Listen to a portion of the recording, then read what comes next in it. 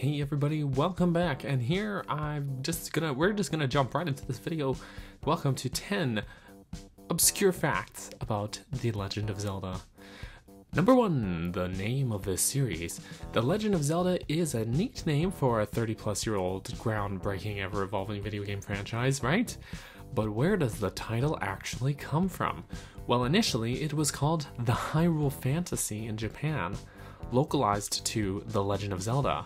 The name Zelda, specifically, is named after novelist Zelda Fitzgerald. Was Miyamoto a big fan of her work or something? Nope. He just thought the name sounded cool. Number 2, Link's Awakening had a strange development history. You can find more info about this on channels like The Gaming Historian or something like that, but Link's Awakening actually had a very different development cycle than most other Zelda games, essentially starting as a side project for the developers working after hours. Some likened it to an after-school club, some hated it, and some thought putting Kirby in it and making Link murder him would be a great idea. Number 3, Miyamoto's Inspiration. True story, our pal Shigeru Miyamoto's inspiration for the original Legend of Zelda was drawn from his unsupervised childhood where he could explore open fields in rural Japan. It was also developed alongside Super Mario Bros. For the Famicom, and the two games were meant to be the opposite of each other in many ways, with Mario being quite linear and Zelda being open and non-linear. Given that Pokemon's inspiration was also derived from an unsupervised childhood of bug collecting, the moral of the story here is that if you want your child to be successful in the gaming industry, ignore them. Number 4, Aonuma is thirsty. Zelda producer Eiji Aonuma admitted in an interview that Telma from Twilight Princess is the kind of woman he'd get thrilled by being scolded at by. Oh wow, Numa. Oh my. Number 5, Navi the Navigator.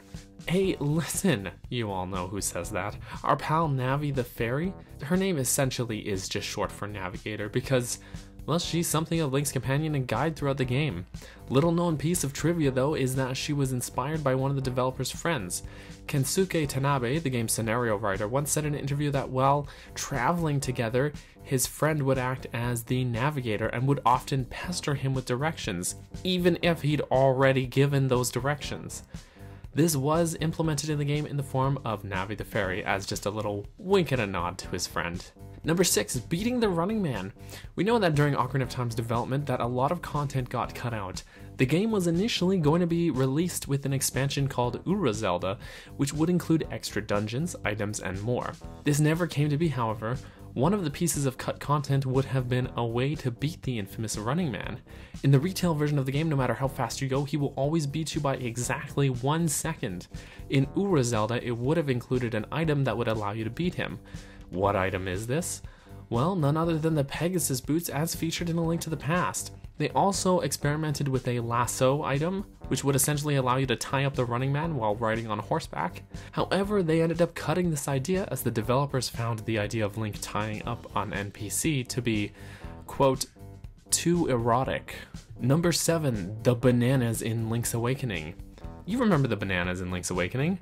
They're really important. It's part of the trading sequence and is sold to you by an alligator guy. Originally, the bananas had a much greater purpose, essentially granting you additional attack power by eating them.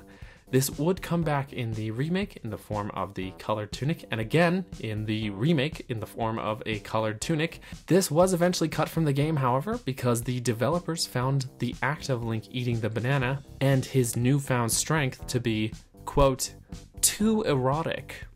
Number 8, the plot twist with Sheik. Hey, so you all know this plot twist, right? Spoilers for a 22-year-old game, but it turns out that in Ocarina of Time, Sheik is actually Princess Zelda.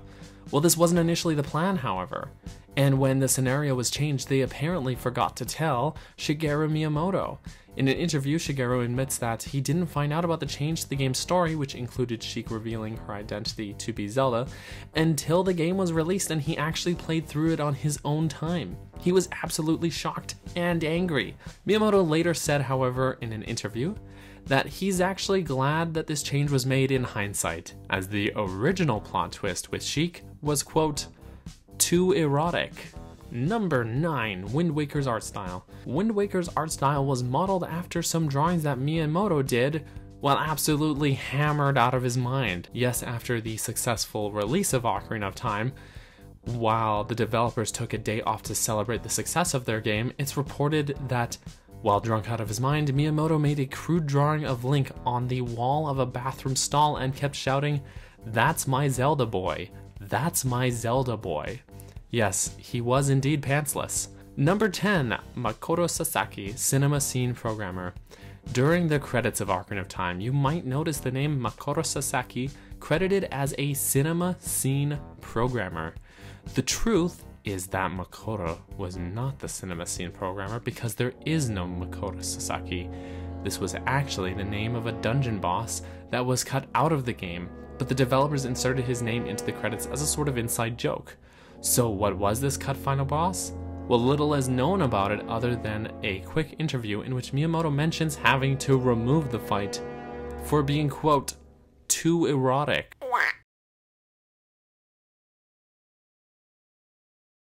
Hi everybody, I don't plug this enough, but I do have a Patreon and I do put this at the end of every video. I just want to take this moment to say thank you to my lovely patrons for the extra support. It really goes a long way to helping me work on this channel and put more into my streams. In particular, I want to say thank you to those who went to the cheese tier or higher on my Patreon. In particular, Emily, aka Tetra176, and Brenda. Thank you guys so much for the extra support. I really do super appreciate it.